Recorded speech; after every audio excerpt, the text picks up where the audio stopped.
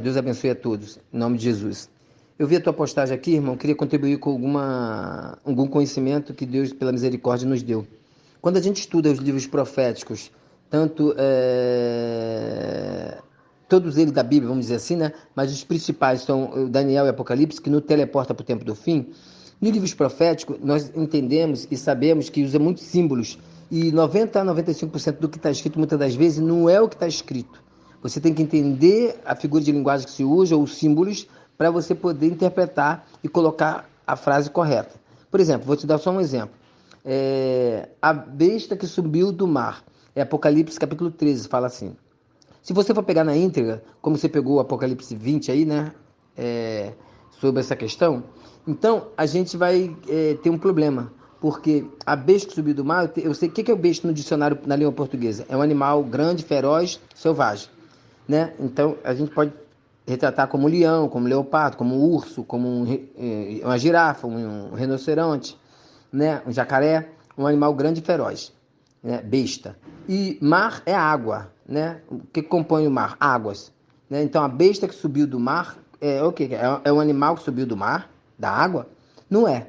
A gente vai em Apocalipse 17, verso 15, lá está dizendo assim, ó. E as águas que viste são povos, nações, tribo, língua. A própria Bíblia se interpreta dando indícios do que é para você colocar no lugar da palavra e interpretar corretamente. E aí você vê que as águas que viste são povos, nações e língua. Então, água lá no título lá não é que é mar, né? Não é o mar, sim, literal água, mas sim povos, nações e língua. A besta que subiu do mar, a besta, não é uma besta, assim, um animal em si, mas é o quê? Um rei. Porque quando você vai para Daniel, capítulo 7, verso 17, lá fala, os 4 animais que viste subiu do mar são 4 reis que reinarão sobre a terra, cada um dominaria o mundo por um período de tempo, que foi lá atrás, né, quando Babilônia, Medo-Pérsia, Grécia e Roma Antiga dominaram o mundo. Esses 4 animais, a qual também se refere no capítulo 2 de Daniel, que tem os metais que representa cada nação também, que é cabeça de ouro é Babilônia, peito de prata é os Medo-Persa, e o tórax de bronze, que é o abdômen, né, ou o cobre, e as pernas de ferro, que é Roma Antiga, Roma imperial. Né, a qual essa profecia de Daniel está se cumprindo, nós estamos nos pés da estátua, no dedinho mindinho, já Jesus voltando, que é a pedra. Então, a gente viu ali a sua postagem e você tem que transferir. Então, agora, a besta que subiu do mar, a gente já interpretou. Então, que mar são povos, nas pessoas, e besta é o quê? É rei. Então, é o rei que sai do povo. Qual é o rei que sai do povo que a gente entende quando ele vem em cada país, ele leva um mar de pessoas atrás dele, né?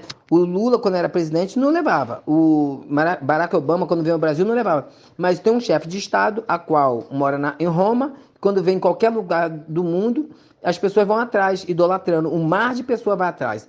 Então a gente vê que é o rei que sai do povo.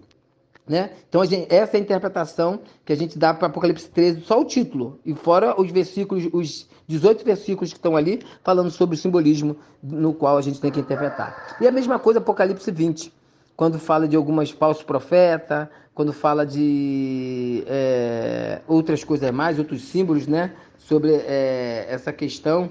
Então, a gente tem que entender corretamente para a gente poder analisar a questão, tá certo?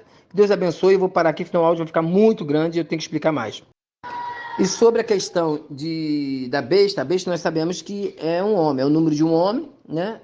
O sinal da besta a gente só descobre, o sinal da besta quando a gente descobre qual é o sinal de Deus, porque o sinal, ou a marca de Deus, ou a marca da besta, o diabo sempre está querendo imitar, né?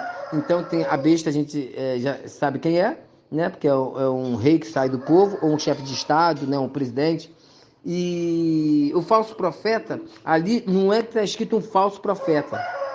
O falso profeta ali é o protestantismo apostatado, a qual, quando se juntar com a besta, que é um homem também, que vai ter um poder, a qual ele governou no passado, de 538 a 1798, foi 1260 anos de supremacia papal, a qual ele dominou, e com isso ele vai se juntar com o falso profeta. O que é o falso profeta? É aquele que traz uma falsa doutrina. Então é o protestantismo que se diz com Jesus, mas apostatado.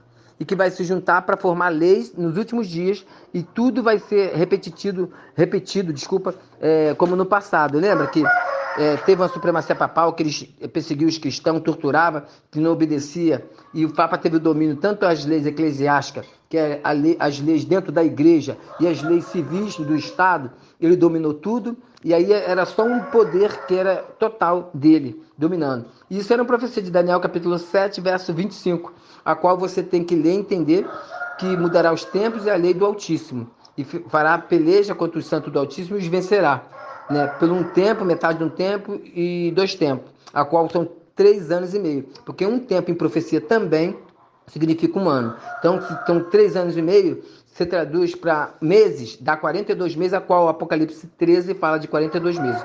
A qual o Apocalipse 12 fala de 1.260 dias. Quando você traduz 3 anos e meio para dias, dá 1.260 dias. E um dia em profecia também significa 1 ano, e a qual Números 14, 36 fala, e também Ezequiel 4, 6 e 7 também nos indica que um dia é como 1 ano em livros proféticos. E aí você vê em Apocalipse 12 também fala de 1.260 dias, a qual tem que se transferir para anos. Então são 1.260 anos de supremacia papal, a qual terminou em 1798, pela prisão do Papa Pio VI, através de Berthier, que era um general de Napoleão Bonaparte da época.